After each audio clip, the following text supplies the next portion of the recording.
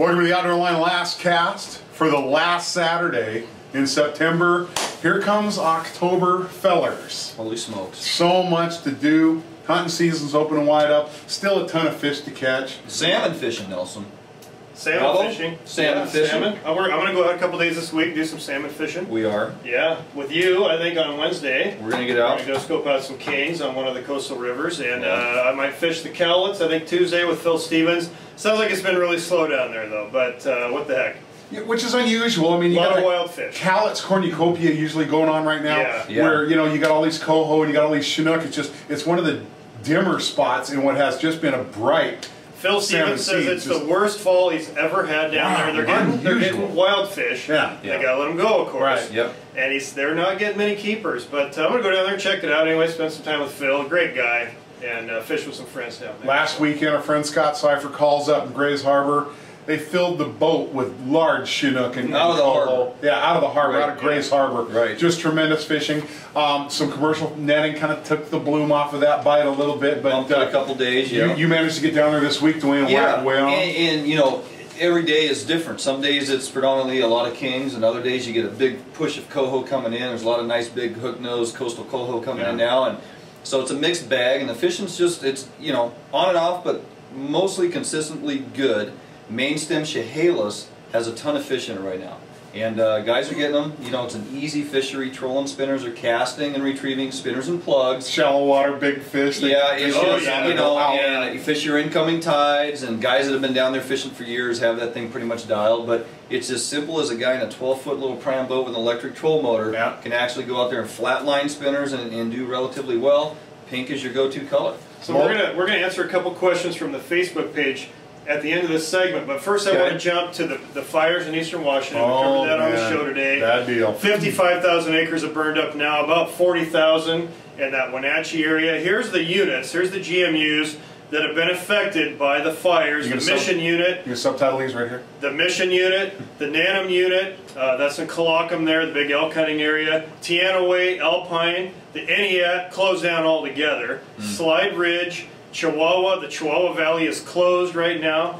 The Clark Unit, Alta up on the south side of the Medhow River, a killer and the Lewis River Unit down off Mount Adams there. That whole south flank of Mount Adams is ablaze right now. So if you want more information on this, log on to nciweb.org. That's INCI web.org. They've got maps, they've got all kinds of stuff there so that you can follow along on these fires and see if your unit has been affected. Check it out before you go hunting here in a couple weeks. That website is phenomenal. It's incredible. They update it by the minute. Yeah, they really do. It's crazy. I don't know, the information, the maps, you know, and like you said, very good point. You can take that map and overlay it onto your area maps, and you can see exactly what is open and closed. But keep in mind, wildfires are nothing to mess with. I don't care how big a deer you could potentially shoot. If you're in an area that a fire could get behind you and block you in, no animal is worth getting hurt or much, much worse. This is a very serious public safety concern. Don't play with fire. We're talking rain, maybe in a week. If we get rain, it won't be a big deal. But right now, I mean, if that rain doesn't come, this thing's going to burn for a couple more weeks. So just keep an eye on it. Get on that website, and you can follow along. You can see if your hunting area has been torched. I know some of the guys that hunt the Mission Unit, the Colocum Unit up in the Teanaway, whose camps have just been torched. So just get on that website, check it out. You can see what's going on. Now the silver lining to the no rain deal is continued excellent saltwater coho action locally here in the waters. Puget Sound, just tremendous. Still going, Still limit action in the shipwreck in the area. The Everett Coho Derby last weekend had a record number of fish in it. Okay, over almost 1,800 fish entered in that derby for 2,000 anglers. Yeah, really good. Tremendous and down in the South Sound too, the Gig Harbor area, Point Defiance has had some fish out in front of the Puyallup River there. They're getting good coho numbers down there too. So definitely another area to look at. Dwayne, we've got some questions, some fishing questions here. Let's Throw it up jump on to Facebook. one or two. Yeah, you know what? Let's go with this from Brian Alexander, one of our Facebook fans and a listener of the show. Back balance and drift boat tactics, plug patterns and techniques for kings and coho. What are your thoughts? Boy, I don't. You know, in really low water, you're going to want to fish maybe Wiggleworts or K13s.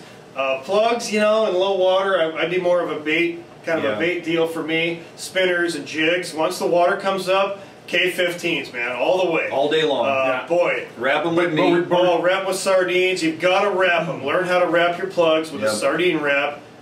Boy, you know, I've got nicknames for all the plug colors, but Chicken Little is a good one. The 745, it's purple, cerise, and silver. That's another deadly one.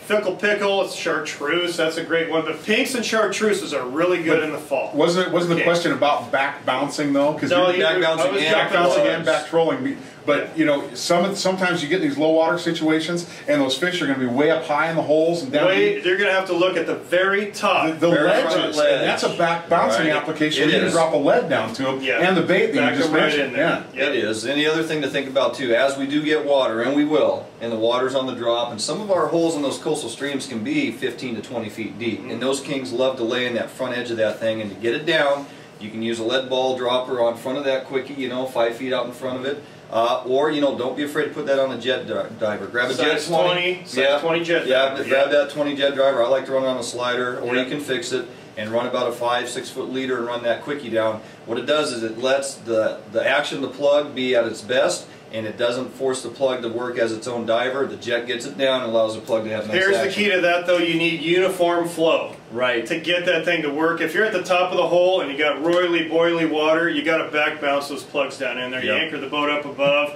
or hold it back with the oars and have your guys in the front just back those things right down, hopping them down on the bottom. And those kings are going to be right where that thing drops off. They're going to be right in the head of those runs right now. That's a key point that you just made. You just made the distinction between turbulent and laminar flow. Okay? If you have turbulent flow and you want to fish it, you can't have any kind of planing device. That's lead time.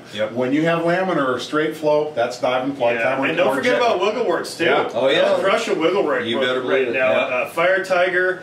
That cerise one, they got like a cerise and purple one right now that's just hammer time. So don't forget about that. And you can cast those things too. Casting them out, reeling them in. You can get kings and cohos on that. Well, especially in coho, a reactionary that bite, and fish them around structure. Think bass fishing when you're going coho around structure, jig twitching and casting plugs. They love the think lumber. Bass fishing. You bet. We had a question on the text toy today, guys.